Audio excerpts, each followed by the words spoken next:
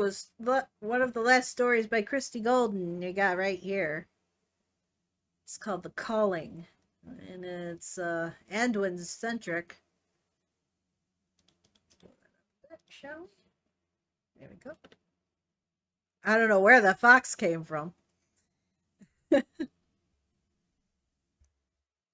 Strange little fox.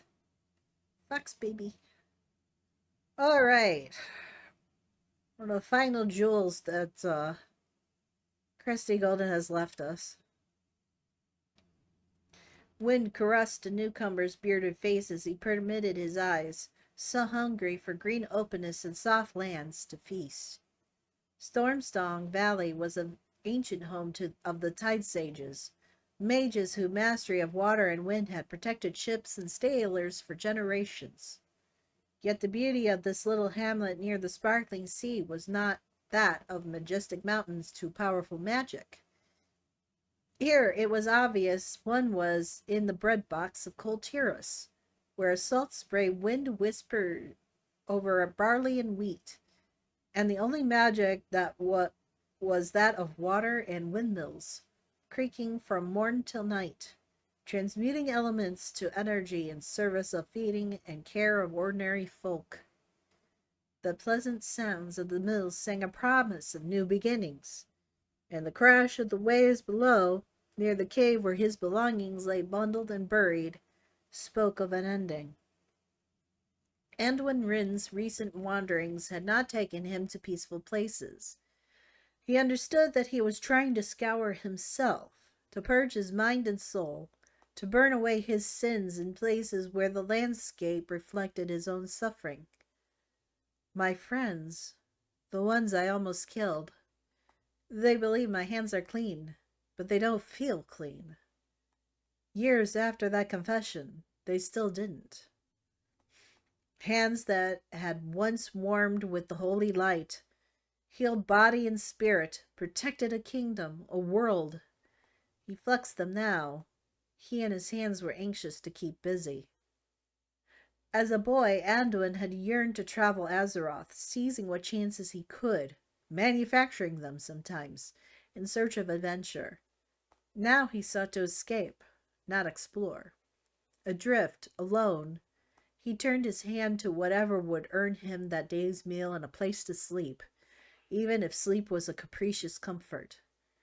Slumber sent night terrors from which Anduin would waken, screaming as often as not, rather than gifting him true rest, or even simple oblivion. In a way, his waking mind was a better friend. There were many places Anduin knew his feet had trod, but he had only fragments of memories of them. Sometimes his mind restored them to him, in the form of moments where he seemed to relive the very thing he did not wish to remember, the recollection more horrifying than the original wound.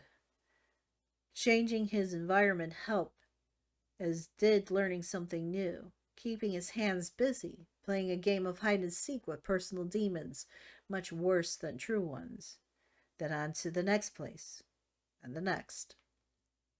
Anduin had kept himself on the voyage to Coltirus as he always did. He stayed in his cabin, venturing topside only when the walls of the cabin closed in and the air stank of his own fear and sour sweat. He silently observed the sailors making knots, then fashioned his own, a skill he would take from the trip. Once the ship had docked, Anduin slipped into a dark corner of a tavern in order to bowl a stew. He was not among those who sought solace at the bottom of a tankard.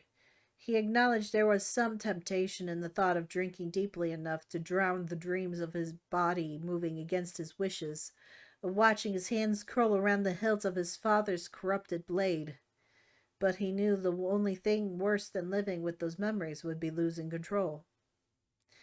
Anduin ate the meal without tasting it, listening to news, gossip, and who needed what done where, and he learned that Stormsong Valley was flourishing so well that there was lack of strong backs willing to help with harvests, tend the land, or grind the grain.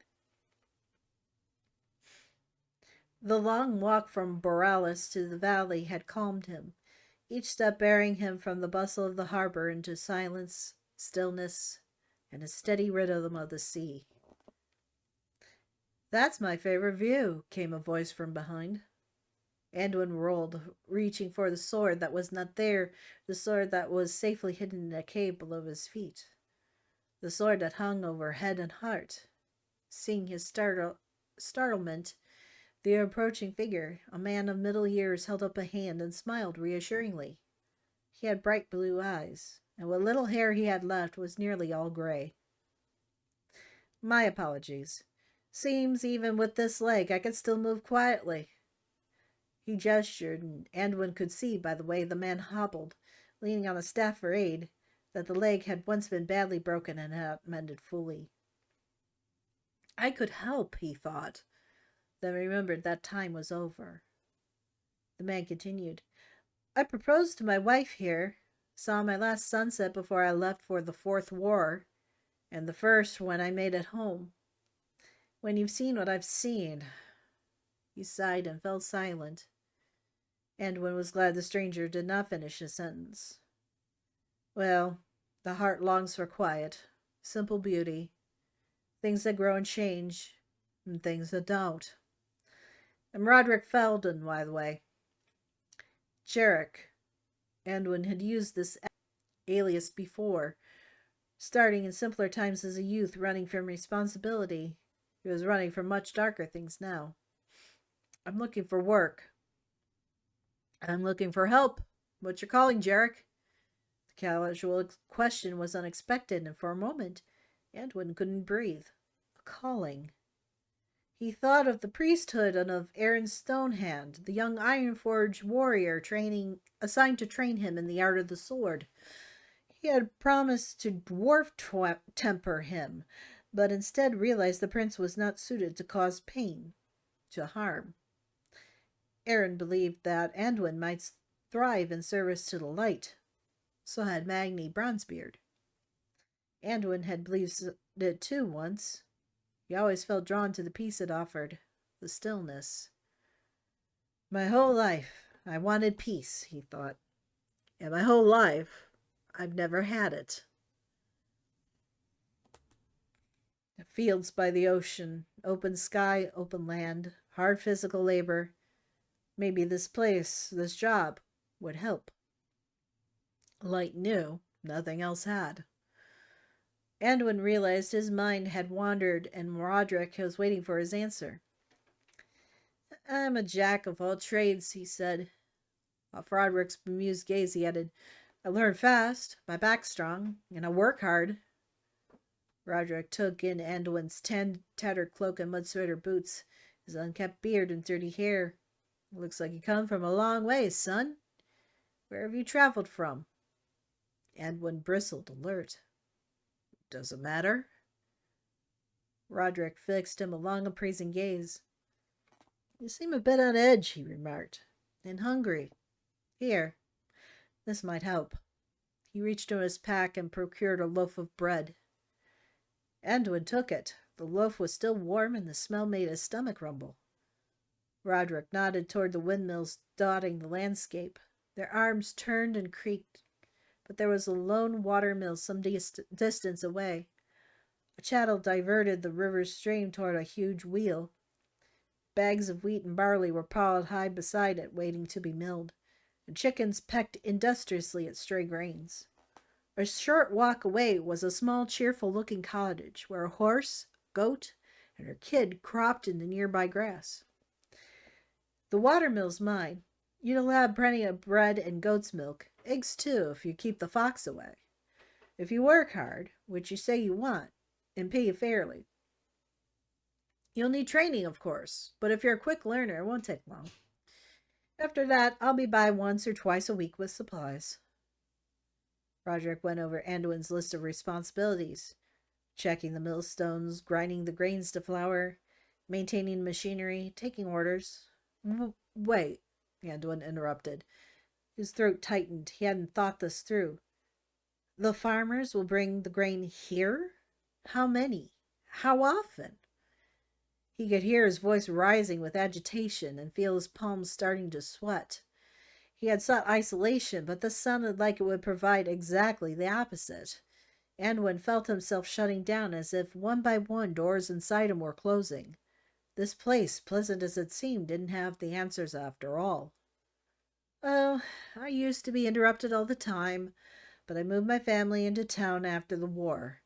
My wife runs a bakery now. I do all the boring work, and I'll handle the orders.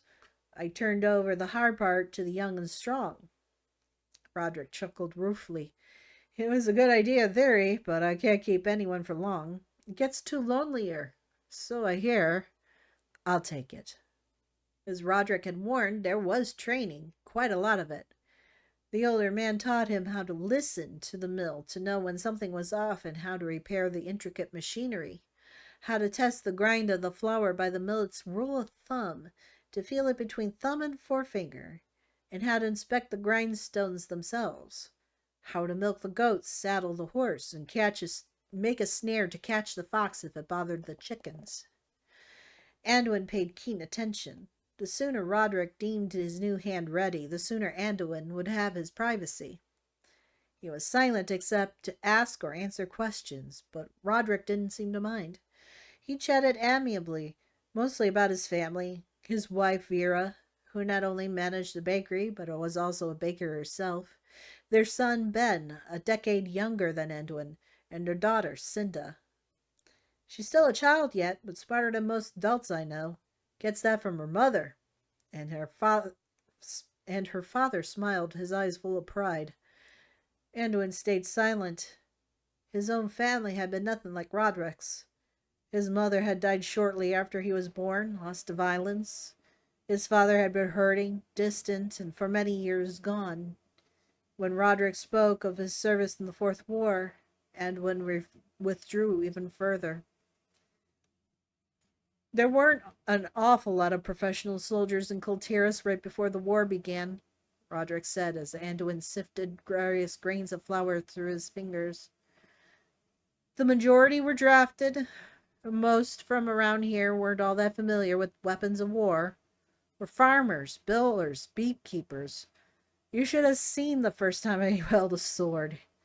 He chuckled, then grew serious, his eyes somber. I learned how to use it pretty well, though. Edwin's breath caught and his heart hammered.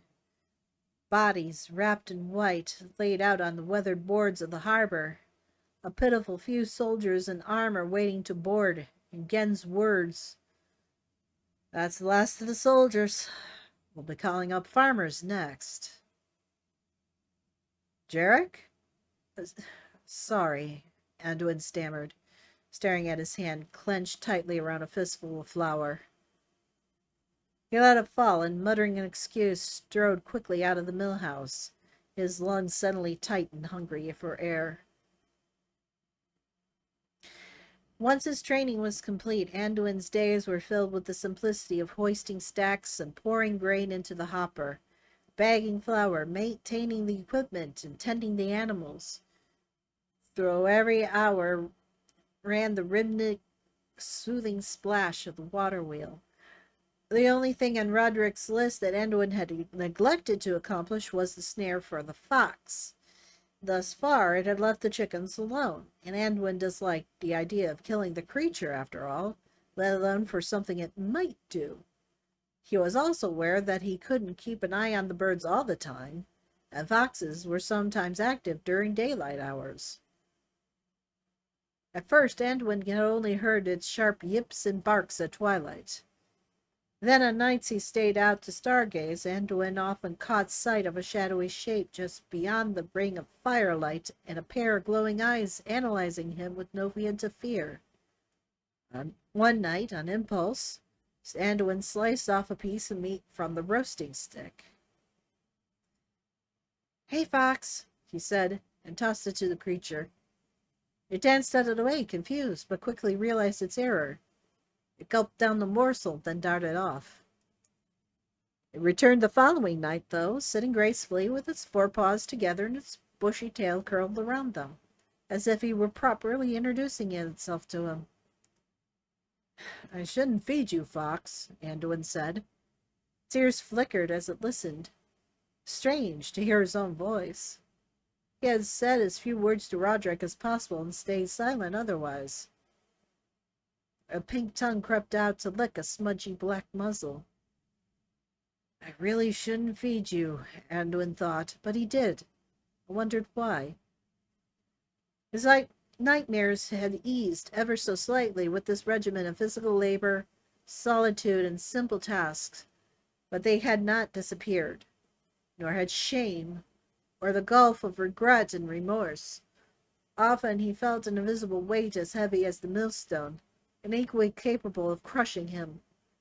No, it was best to just take things day by day, hour by hour, task by task, keeping his hands busy. Anduin looked forward to the nights when he was too tired to dream. The content of the dreams varied, but the one constant thread was violence. His violence. Anduin was as helpless in these dreams as he had been when he performed the brutal acts. Sometimes the dreams took the form of flashbacks, paralyzing him in a dreadful state between past and present. The dreams were terrifying when they devastated him and racked him with guilt. They were worse when they didn't. Thunk. The axe bit deep into the wood, splitting it cleanly as Anduin's body moved in a practiced rhythm. Strike, reset, strike, reset, new log, thunk, strike. Small forms, gossamer wings so fragile, the eyes wide, wider in terror. Reset, thunk. The sword, so like the one in his father's fist, but twisted, blasphemed, glowing, not red, not golden, but blue. Pretty, almost, wasn't it? Plunging in, serrated blade piercing, then sawing as it was withdrawn. The wise-eyed blank and the scream. Musical, abominable, the scream. Anduin staggered back, his throat raw, his mouth open and gasping for breath. The log at his feet was not simply split, but reduced to tiny slivers of kindling. His hand still gripped the handle, aching, the knuckles wide, and he threw the axe as if it had burned him. It landed harmlessly in the dirt, but Anduin had not even looked before he had thrown it. His legs felt weak as he sat down, placing both trembling hands on the good, rich soil. He couldn't be trusted. He didn't know when he was going to lose control. The thoughts, like predators sensing weakness, pressing into his mind. What if I call the light and it doesn't answer? He felt no brush, no hint of it. Even the ache in his light-mended bones had vanished, and with it any hope of guidance. Which of us, the jailer, the soul within the shard, me, felt that awful thrill of exhilaration? What if I take a life and I feel pleasure? Anduin dug his fingers deeper into the loam, grounding himself in all ways, and took a few slow, deep breaths. His waking nightmares were rarer than the dreaming ones, fortunately. At night there was less of a chance he'd hurt anyone. He'd been very lucky just now. He could have damaged a building, the livestock, or worse. Roderick hadn't come by today. What if he had decided to show at that exact dizzying moment, had stolen upon Anduin in that quiet way of his? Anduin got to his feet, drank deeply from the water skin, and wiped his face, then glanced at the road and grimaced. As if on cue, Roderick was approaching with Anduin's twice-weekly supplies. There was nothing unusual in that, but the sky was already turning lavender. Anduin rinsed his hands and face and braced himself, hoping he didn't look too distraught. He'd do what he could to make this quick. "You're later than usual," he said as he began to unload the wagon. "Won't you be late for dinner?" "Not tonight." Roderick shot him an impish smile, then carefully climbed out of the vehicle. "I hope you're hungry. We, my young friend, are about to dine on Vera Felden's world-famous spring vegetable stew and berry pie." No, that's all right. I don't need." Roderick limped up to Anduin. "Everything came out of the oven less than an hour ago. You're not going to make me go home and tell Vera I didn't feed you, are you?" There was, of course, no answer other than acquiescence. As Anduin put away the supplies, started to light the fire in the little cottage. No, Anduin said. He didn't want to be in a small place right now. "Uh, Let's eat outside." There was a brief pause, then Roderick nodded, heading out to the fire pit instead. As Anduin emerged from the mill house, Roderick called out to him. "You're going to need to set that snare." "It's all right," he said. "He's fine." As if to confirm, the fox yipped and trotted over to him. He wouldn't let himself be petted, but ever since Anduin began feeding him in the mornings, the fox had taken to following him around during the day. "He catches rats in the mill house and leaves the chickens alone." "So far," Roderick muttered. "Does he have a name?" "No." Names had significance. They implied affection, connection. Anduin would not give one to the fox. The miller placed a small cauldron over the fire and unwrapped the bread and cheese, and, as Anduin had expected, began to talk. First about the bread. It was different, with herbs. Vera was experimenting as the harvest festival was coming up in a couple weeks. Normal chit-chat for Roderick, yes, but Anduin realized that there was something off about him tonight. His amiable manner seemed forced. Both men were silent as they ate, but as Anduin ladled another serving, Roderick asked a question that was both innocent and agonizing. "Were you in the war?" Anduin froze and swallowed hard. Oh, yes, he had been in the war. In many ways, Anduin felt he had been the war. He couldn't speak, but nodded. "I'm not saying it wasn't worth it to fight, but even a war worth fighting takes its tolls. Some you don't even know you've paid until afterwards, and some you just keep paying." Anduin stared at the bowl cooling in his lap. He'd been hungry a moment ago, but now the food sat rock heavy in his stomach. Cold sweat began to drip from him. "Things that you think shouldn't bother you do. Like a fire outside. There was a time where I couldn't even sit here like I'm doing now. Still don't like it much, but it's better." He took a breath, held it, and blew it out slowly. "Breathing like that helps. So does moving your body." His body, moving without his will. Anduin took a deep breath. "We were ambushed at our campfire. 3 of my friends just suddenly sprouted arrows. Fighting in the dark. Trolls are so much bigger than we were. Anyone who tried to stand against that..." Roderick paused. His face seemed pale even in the fire's glow, and he was trembling. "We ran. We had to. I know I had to. But I shouldn't have left the others behind. I dream about it sometimes." Kingsmorn, glowing icy blue. Merciful oblivion ripped away so Anduin could see, understand, his own hand on the hilt, his own blow pulling forth the sigil. "Took me a long time to even tell Vera." Anduin sprang up, the bowl falling from his lap. "You better get back. It's late," he said, his voice broken. He turned and strode off, breaking into a run as he went, just like the fox who followed him, running from Roderick's pain and truth, and his own. "The harvest festival is tomorrow," Roderick said 2 weeks later, after Anduin had finished loading the cart with several bags of flour. "Vera is making a special dessert for it, served hot right out of the oil and covered with sugar." Anduin knew the treat. Suddenly he could smell the oil, the sugar, and his mouth watered. Varian, king, father, his large, strong hands covered with the sweet powder. "You can lick your fingers here, son. Manners are for formal dinners, not festivals." The taste hitting his tongue, the sound of laughter and music. Roderick must have seen him flinch. "No need to come, of course, but you'd be welcome." "We'll see," Anduin managed. They both knew what that meant. The wagon was ready to go, but Roderick, in the front seat, did not slap the reins to signal the horse to depart. Anduin tensed. Jarek, about our last conversation, shame washed through Anduin. I'm sorry. No. I'm sorry.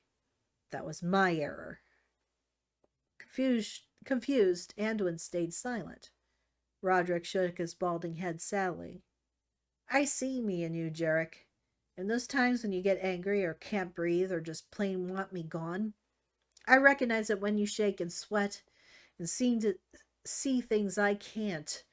I wanted you to know I don't judge anybody for what war or anything else might have done to them, so I told you my story. Some of it, at any rate. And it made you think of your own at that moment when you weren't expecting to.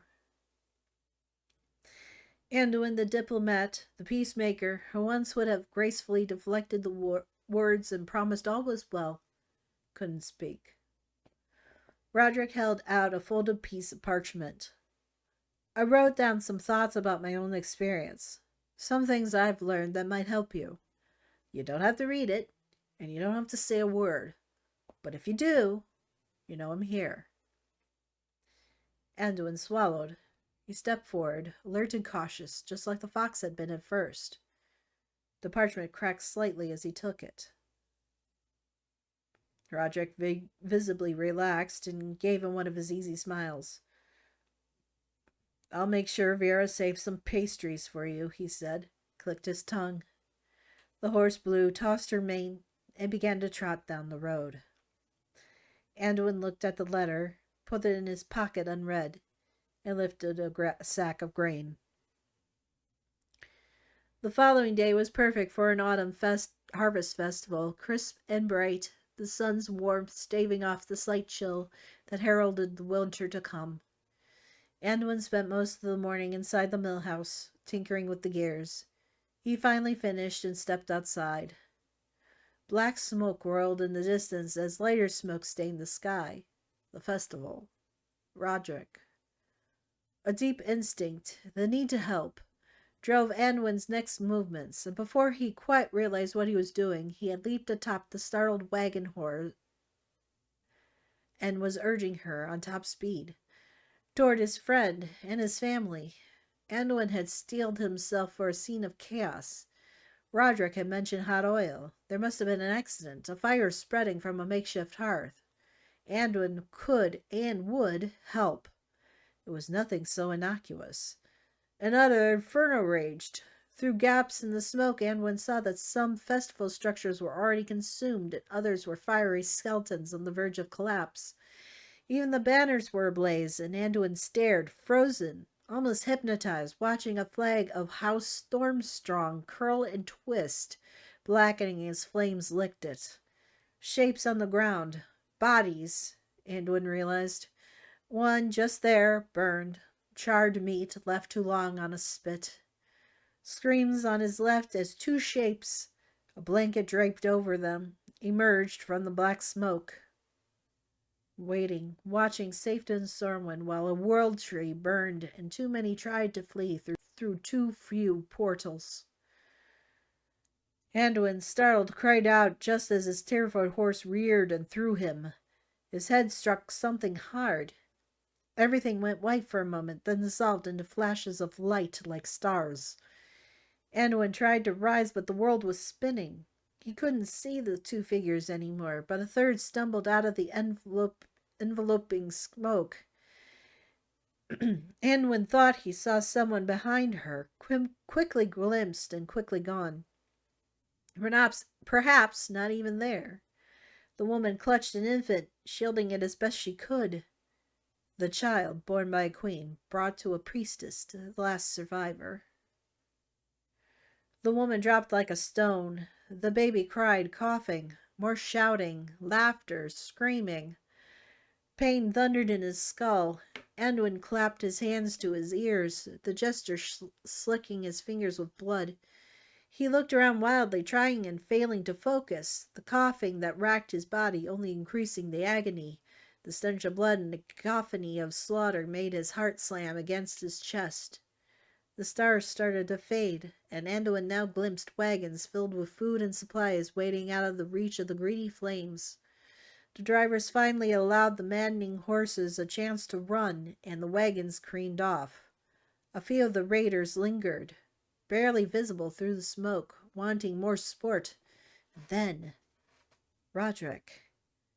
Edwin shook violently. His limbs struggled to obey him, and his head threatened unconsciousness as he tried to rise. So he crawled, keeping his face close to the ground, trying to breathe. Everything in him shouted, "Run! Run!"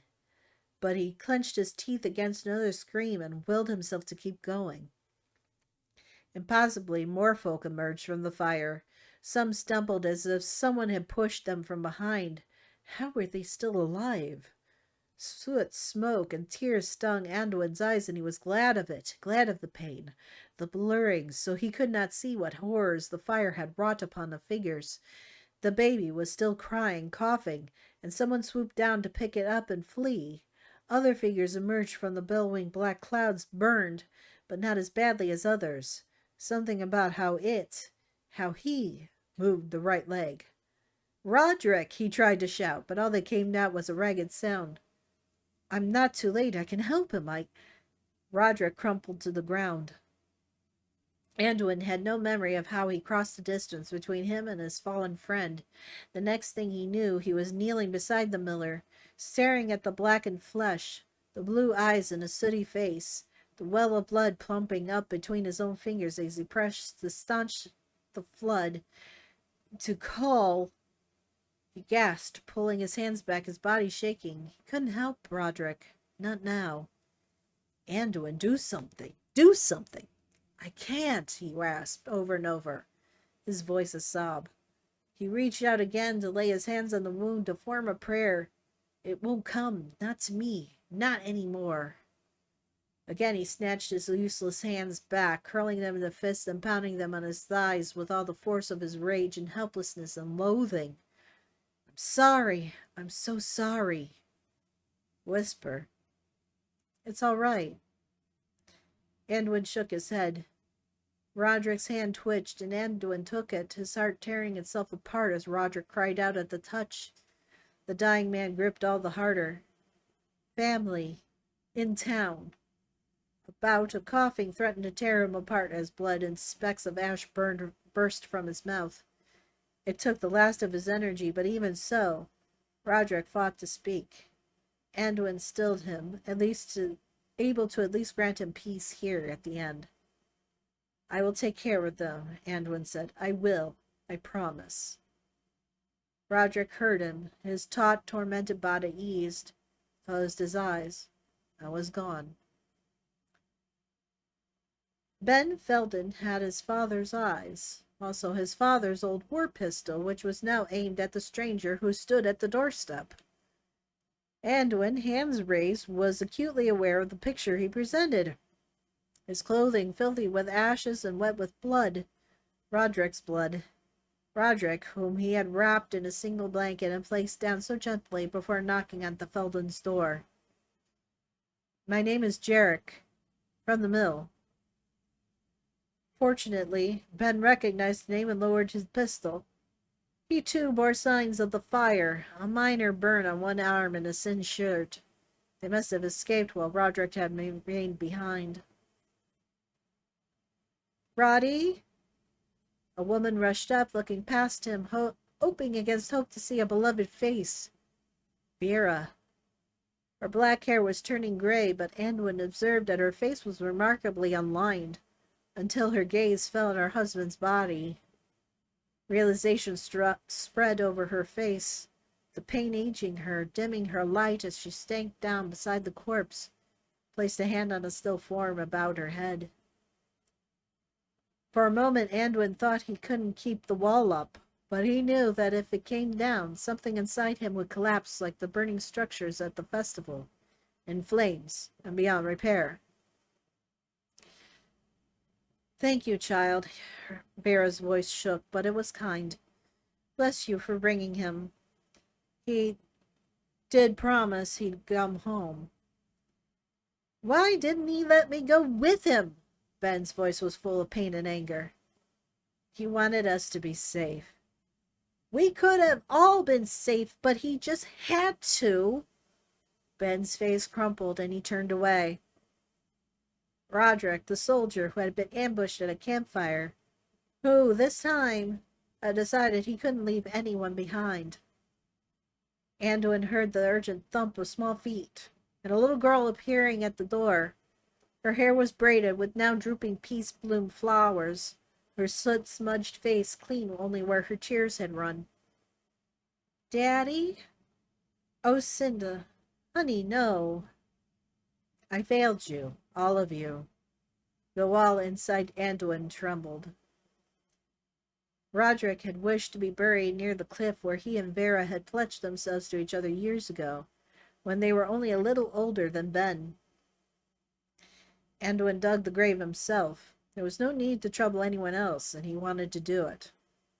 As he worked, he thought of his belongings far below the 6 feet of earth he would move. He would never know if the light would have saved Roderick, and had to live with the knowledge that he had been too afraid to ask. Anything he could do, large or small, to help the bereaved family he would, except for one thing. He would not attend the funeral. He could not bear to be near anyone wielding the light. Not now. Perhaps not ever. That day he walked. The fox followed, Anduin's little shadow. He didn't return until twilight, to make sure everyone was long gone. To his surprise, there was a box at the cottage door. A small slip of parchment read, "For you, Jarek, thank you." The box was full of bread, cheese, vegetables, and some meat wrapped in waxed fabric, even scraps for the fox. Picked up a piece. "Hey, fox," he said, and fed him the morsel. The note reminded Anduin of the one Roderick had left him, forgotten until this moment. He retrieved it and looked at it for a moment. "Jarek, we've both known war. It does things to you. You've got a right to whatever you feel. Mad, sad, scared. I felt all that and then some. I know you better than you might think. It's clear how much you care about doing a good job with the mill. I see your patience and good character in how you treat that fox. A man who'll take time to be kind to animals, especially after what I think you've been through, is rare. And his heart's still good, whatever he thinks. It helped me to talk with Vera, and it was my hope you'd talk to me. If not, I hope someday you do find someone you trust, because if you keep a lid on a boiling pot, someone's going to get hurt, and it might not be you. I guess I'll just close with this. Sometimes we have to do terrible things, and sometimes terrible things are done to us.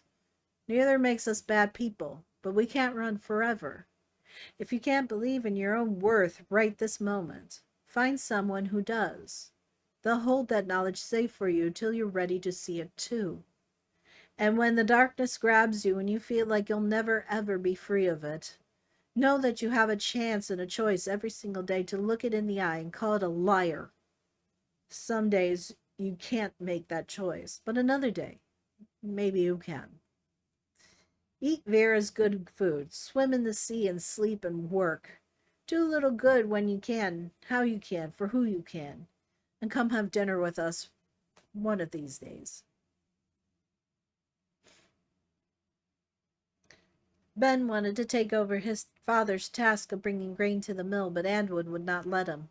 Instead, he came down himself for supplies. It was the least he could do for them, for Roderick. On this first trip, Vera insisted to come into the bakery for tea and small pastries. She wanted him to understand what had happened.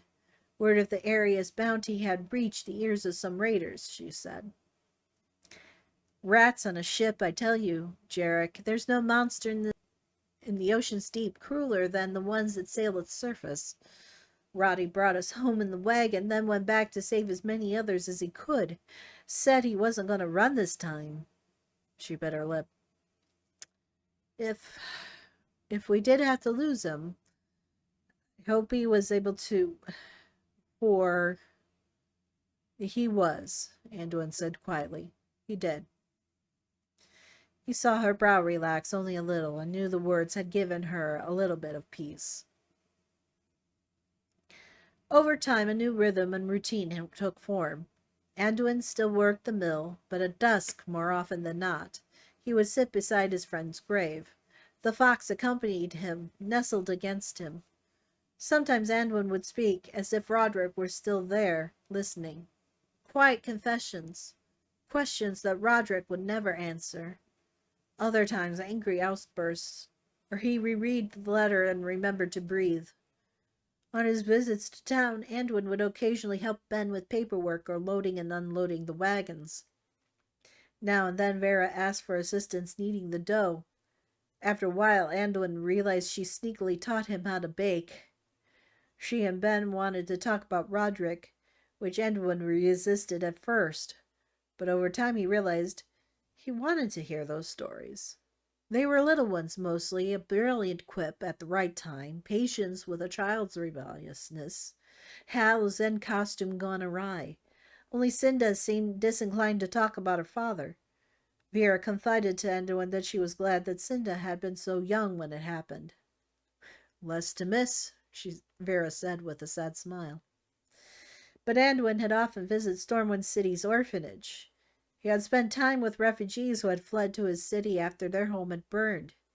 Intimately familiar with the strange ways of grief and guilt, he wasn't so sure about Vera's statement.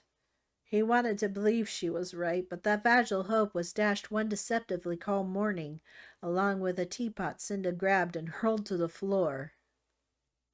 "Cinda!" Vera shouted. "That was a wedding gift from your father." "I know," Cinda shrieked back. "He's not here to care about it, so why should you? He didn't care about us." She seized one of the matching teacups and hurled it to the floor as well, deftly eluding her mother's grasp and racing outside. "Cinda!" Vera cried, staring after her. "Let her go," Anduin said, and Vera turned, looked at him sharply. "I know what she said is hurtful, but let her feel what she needs to." Vera softened. Surprising himself and her both, Anduin continued, "My mother died when I was a baby, and my father—" His throat was tight, but something inside him pushed to keep going. "Something happened to him, and he left when I was around Cinda's age. He came back, things were better, but it's hard to understand complicated situations when you're so young. She'll come back. She'll talk to you when she can. She knows you." Love her was what she wanted to say, but couldn't. Vera's sweet smile returned. "You're right. Hard to remember to breathe when you're in the thick of it. You're a good man, Jarek. Roddy was right about you. You're welcome here any time." He stammered his thanks and departed. On his next visit, he brought the fox with him.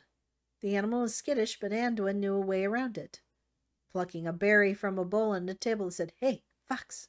That got the fox's attention, and the berry rapidly vanished into the fox's mouth. "I like berries too," Cinda said, delighted, and quickly emulated both the fox and Anduin, popping some berries into her mouth while offering a handful to the appreciative creature. "No berry pie today, I guess, but it's worth to see his smile," Vera said, smiling herself. "Come sit with me for a moment, Jarek. Tell me what you think of this. It's got honey and flowers in it." The little roll looked small in his large palm. It smelled wonderful, and for the first time in a while, Anduin felt real pleasure at the flavor. He finished it in 2 bites. Vera's eyes crinkled, and she handed him another one. "He likes you," Anduin said to Cinda. The fox was presenting his white belly for the girl to rub. When she did, the fox squirmed with delight, emanated a high-pitched, squeaky cackle. "He's laughing," Cinda said, laughing along with him. Still grinning, she looked up at Anduin, and her smile turned up a bit. "Mama told me about your mama and papa. I'm sorry." Surprised, Anduin looked over at Vera. "It helped," Vera said, "for her to hear that." "I miss Papa a lot," Cinda said. She was still petting the fox. "Mama said that won't go away, but it'll get easier. And we have each other," looking at Anduin sad but smiling. "Don't we?" Anduin was about to reply when he realized that she was including him. "Oh, no, little one. No, I don't. One day I'll let you down too, just as I have everyone else. Time passed. Anduin worked, keep his hands busy. The nightmares dwindled further, becoming rare. The anxiety that sometimes descended out of nowhere eased its grip on his soul. And the flashbacks, those shattering raw moments of hellish memory, seemed far too real, all but ceased. In the end, as part of him has always known would happen, it did not last. They would die at his hands, his friends, those who believed in him, who were trying to save him. He failed them. The smoke, the infant crying, calling for help as best as it could. Anduin bolted up. The crying was coming from the fox, who whimpered and pawed at him. His ears were flat against his head. Something was very wrong. Anduin shook off the dream almost physically, stroking the animal to reassure him as he got to his feet and looked out the window. In the south, a thin gray pillar stretched upward. Smoke. No, Anduin whispered. His legs trembled. He couldn't fail them, not again. He couldn't bear it. And yet still his legs were moving, dreading every twitch of muscle, racing now to the wagon horse, racing now to the bundle he buried, even as he couldn't unwrap the sword for fear of gripping its hilt. What if he couldn't stop? What if he took too much pleasure in hefting it once more? There was no way to be safe, to ensure he stayed in control. And still he rode toward the village, for Vera and Ben and little Cinda, and the promise he made to a man who understood him, who trusted him, when he had no reason to, when he couldn't know what Anduin had done, how he so deeply betrayed his every charge and duty. At the festival, the smoke had been black and oily, and the buildings all but gone by the time Anduin had arrived. This time everything was different. Only a few structures were burning, and the raiders were clearly only beginning their assault. The cacophony was the same, though. Laughter, screams, violence. Anduin clenched his teeth, blocking the rush of fear as with a shield. He slipped easily off the horse and sent it to safety. His right hand clenched tightly, his left coming to join it as, for the first time as he had left the realms of death, Anduin Lane Rin lifted high his father's sword. Charlemagne.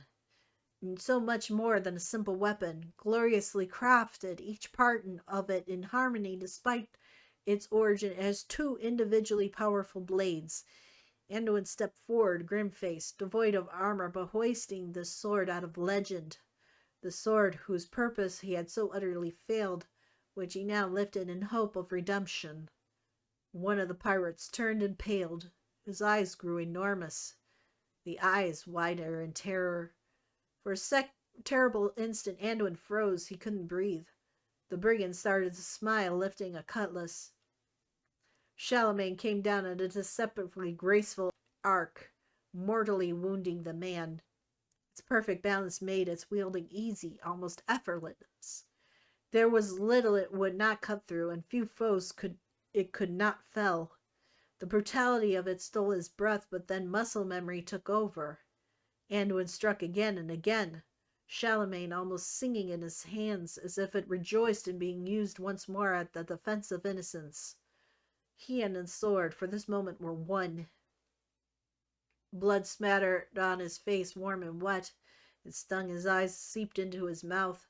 He wiped his lips and pressed on. Another fell, and another.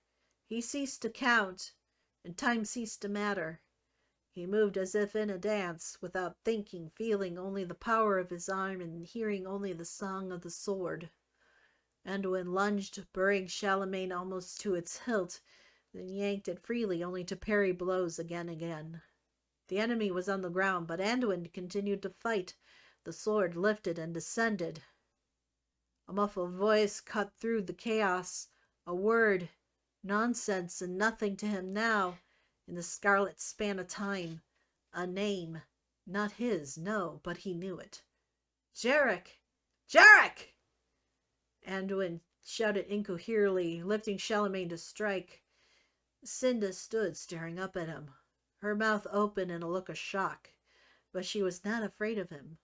Unthinkably, foolishly, she was not afraid, and she squeezed his arm, saying things he couldn't understand but were gentle and comforting.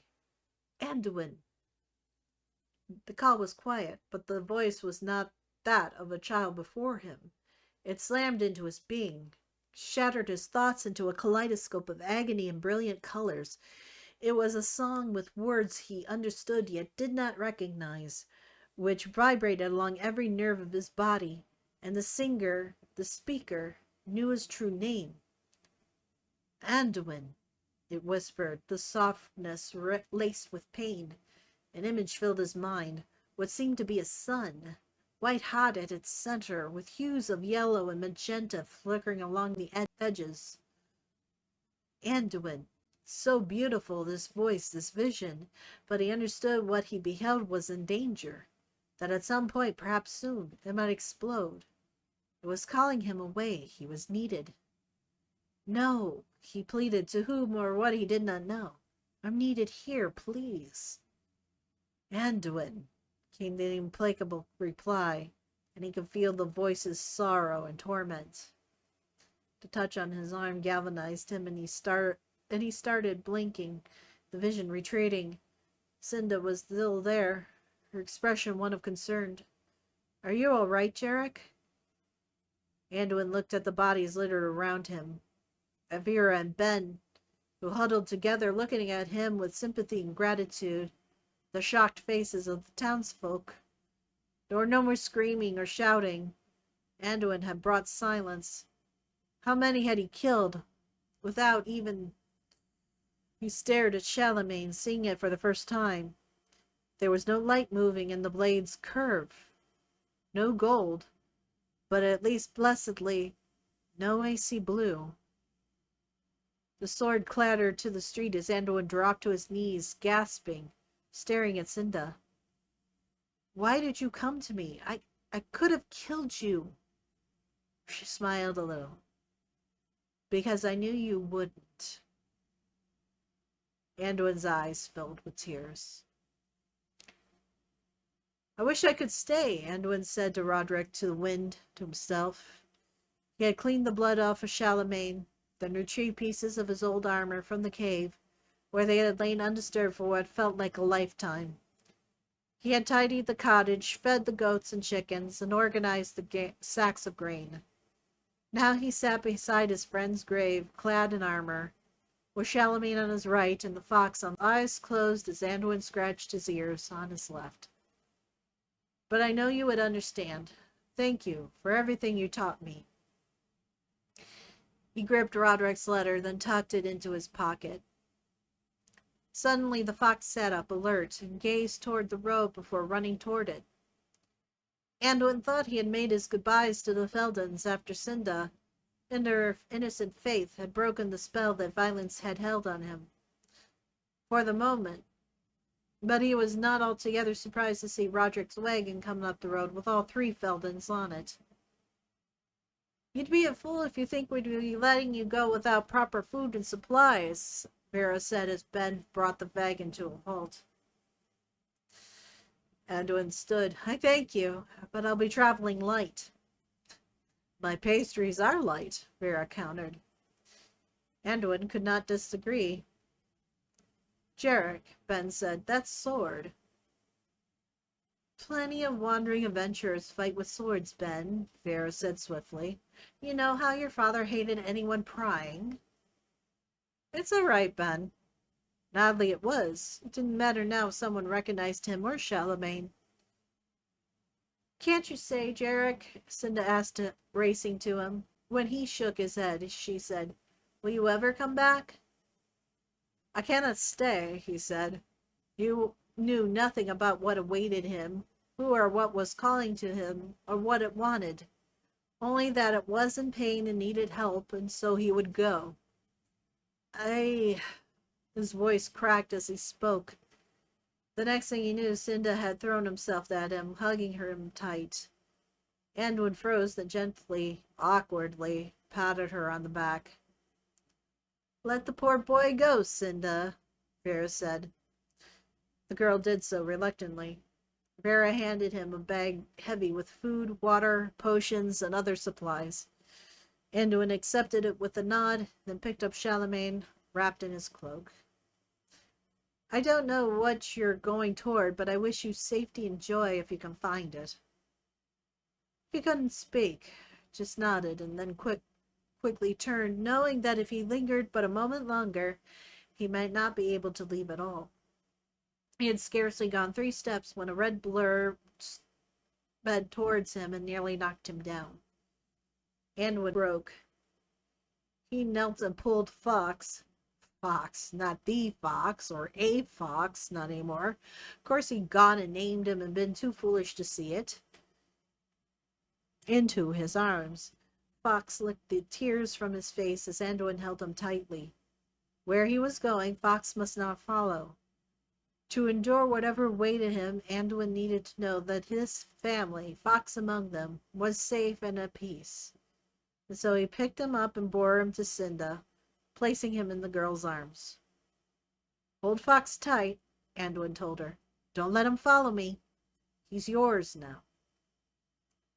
Cinda's eyes filled with tears, and she nodded, clutching the squirming creature who cried piteously, marking the girl's bare arms with welts from his claws. Alone, Anduin faced the road. His feet were heavy, but he wasn't running anymore.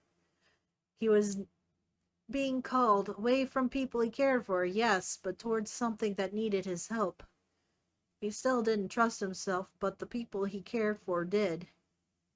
He would let that be enough while he struggled to find peace with his past. In the meantime, he would follow that call. Whoever was waiting for him.